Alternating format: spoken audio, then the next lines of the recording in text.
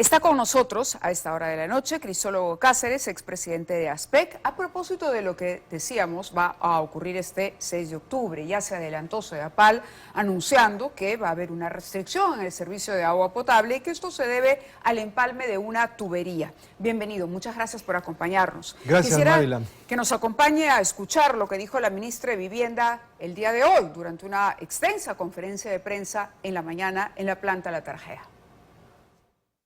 Esta es un corte programado, se ha anunciado con la suficiente anticipación para poder tomar todas las previsiones del caso y no se debe en ninguna forma a un problema de desabastecimiento o a un problema técnico u operativo que va a beneficiar a estos 22 distritos. Estamos hablando de más de o aproximadamente 4 millones de personas.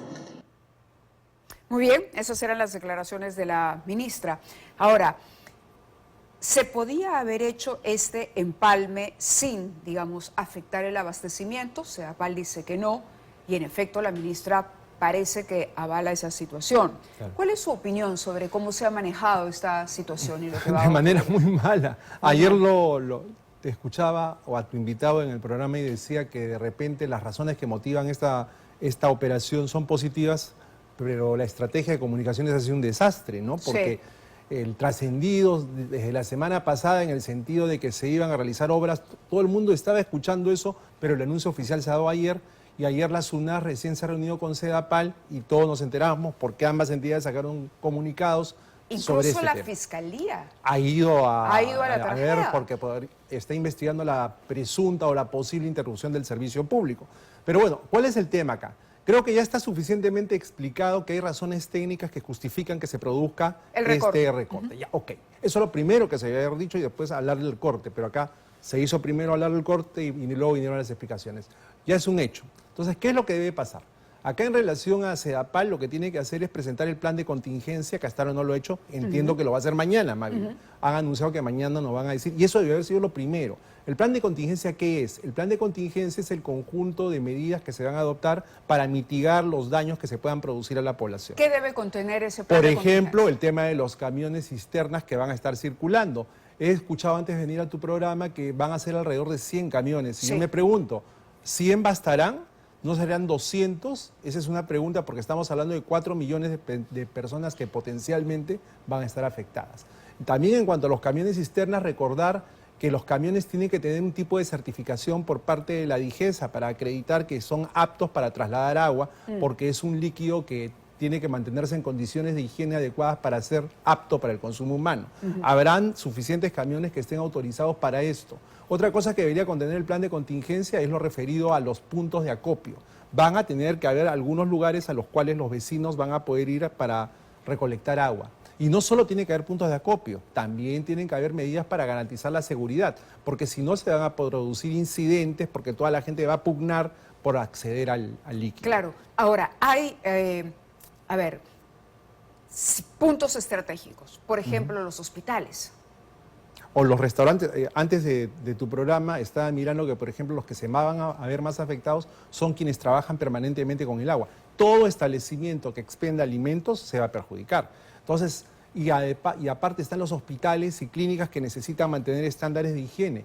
Y aparte están los consumidores considerados vulnerables, como las personas con discapacidad, adultos mayores y niños que requieren también mayor cantidad de agua. Entonces, hay una serie de situaciones que el plan de contingencia debería contemplar. Y yo espero, hago votos porque así sea, porque eso es lo que estamos esperando. Ahora, ¿qué se le tiene que pedir a la SUNAT, que es el organismo regulador, que fiscalice adecuadamente que todas estas medidas se cumplan de una manera rigurosa, de una manera muy, pero muy prolija, porque está de por medio la salud de las personas? Por supuesto. Tenemos una información interesante para advertir a los vecinos de los distritos que van a ser afectados sobre más o menos el tiempo que va a durar en reponerse el servicio. Por ejemplo, en Villa El Salvador, Villa María del Triunfo, San Juan de Miraflores y Chorrillos son distritos que podrían pasar hasta 96 horas sin agua. Hasta 96 horas sin agua, ¿no? Pero ojo con eso. Los distritos que deberán esperar entre 48 y 72, dependiendo de cómo va llegando el agua, Independencia, San Borja, Santiago de Surco, Barranco, Surquillo, La Molina, Atela, Victoria, Miraflores, San Isidro, San Luis, El Agustino, Rímac, Lurín, Cieneguilla, ¿no? Y distritos que tendrían el servicio restablecido hasta en 24 horas de iniciado el corte serían San Juan de Lurigancho, Santa Anita en determinados sectores, igual que San Martín de Porres en el sector 204. Esa diapositiva que estás mostrando es bien interesante porque ha introducido un nuevo elemento, ¿no? Ya no solo se habla de distritos, sino de sectores. De sectores. Sectores. Sí. Entonces, eso hace que la información sea un poco más difusa.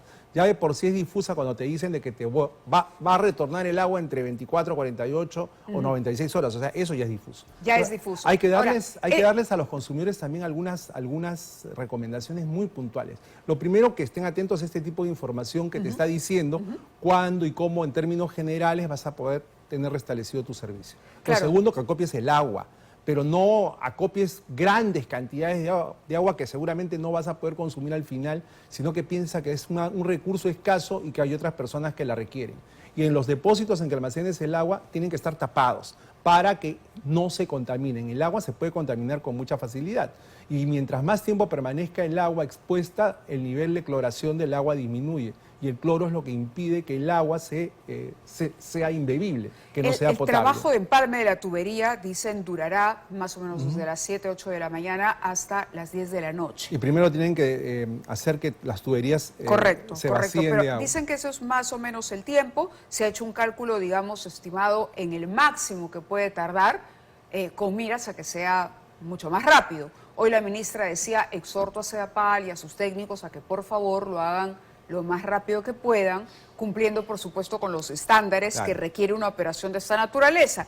Pero también decía que cuando se establecía el plazo para que regrese el servicio de agua potable, también se estaba estimando en máximos. Uno podría sorprenderse y de repente tener el agua mucho antes de lo que se está señalando aquí.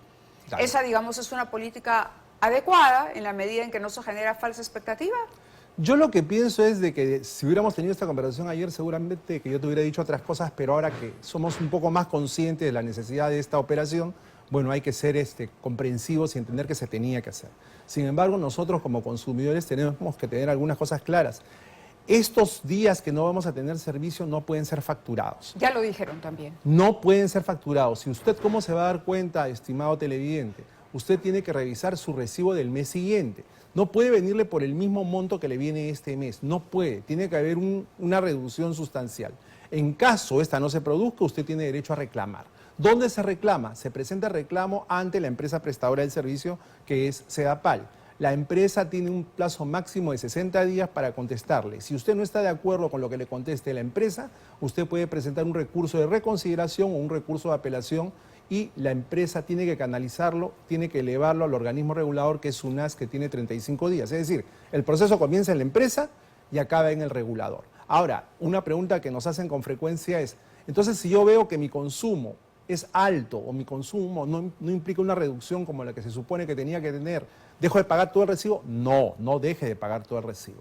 Pague con la parte que está usted de acuerdo. Si el consumo que usted estimaba pagar, su consumo típico, su consumo histórico, es de 50 soles, por decirle, y le viene 100, pues pague los 50. Pero esto va para el siguiente mes, es decir, va para el la siguiente mes, facturación es de correcto. octubre. Es correcto. Ahí es que tiene que usted estar, y esa es otra recomendación.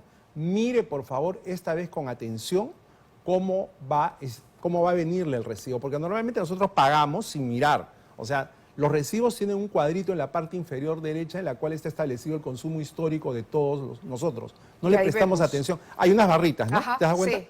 Hay unas barritas, entonces nosotros no miramos eso. Entonces, la barrita que le va a venir en el mes de octubre, como dice Mávila, tiene que ser una barrita un poco más chiquita que la barrita que ustedes están mirando. Si no, es que no le están haciendo el descuento correspondiente. Y acá también hay un tema que van a tener que enfrentar tanto Sedapal como la SUNAS. ¿Cuál es ese tema?